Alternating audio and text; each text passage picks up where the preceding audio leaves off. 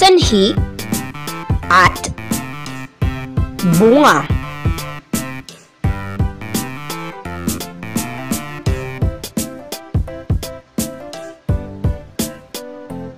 Pagkakaiba. Ang sanhi ay tumutukoy sa dahilan kung bakit ginawa ang isang kilos. Samantalang ang bunga ay tumutukoy sa resulta o epekto ng ginawang kilos.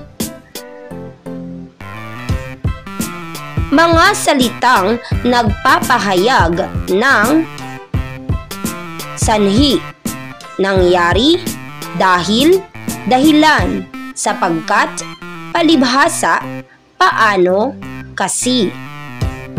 Mga salitang nagpapahayag ng bunga: dulot, resulta, tuloy, kaya, bunga nito.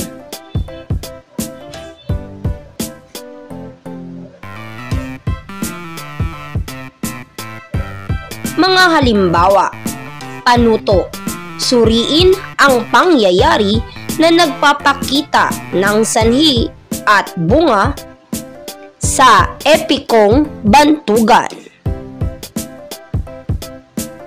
Una, makisig at matapang si Prinsipe Bantugan, kaya naman marami ang nagkakagustong dalaga na siya'y maging asawa.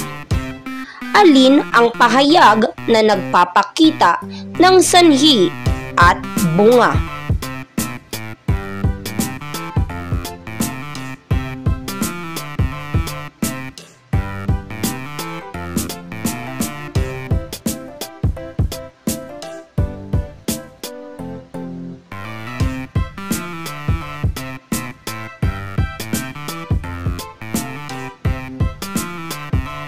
Pangalawa, nagkaroon ng panibagong utos si Haring Madali na bawal kausapin si Prinsipe Bantugan at dahil dito naging malungkot ang prinsipe. Alin ang pahayag na nagpapakita ng sanhi at bunga?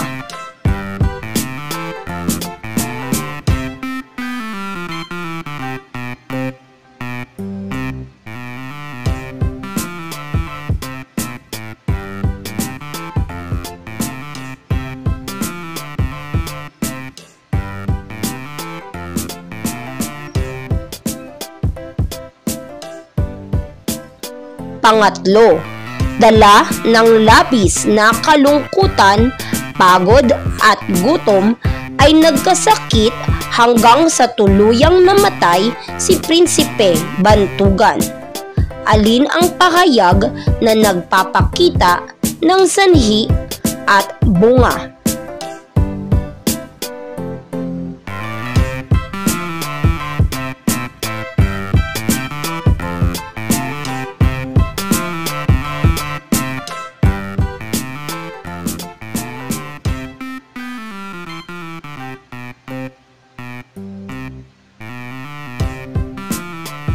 Pang-apat, lubos na nalungkot si Haring Madali sapagkat nabalitaan niyang namatay na ang kaniyang kapatid na prinsipe. Alin ang pahayag na nagpapakita ng sanhi at bunga?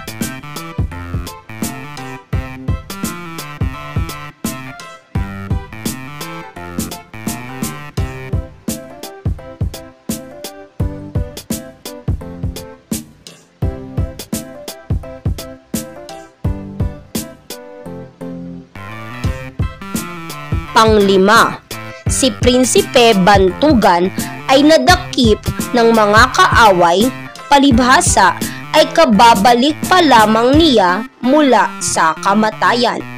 Alin ang pahayag na nagpapakita ng sanhi at bunga?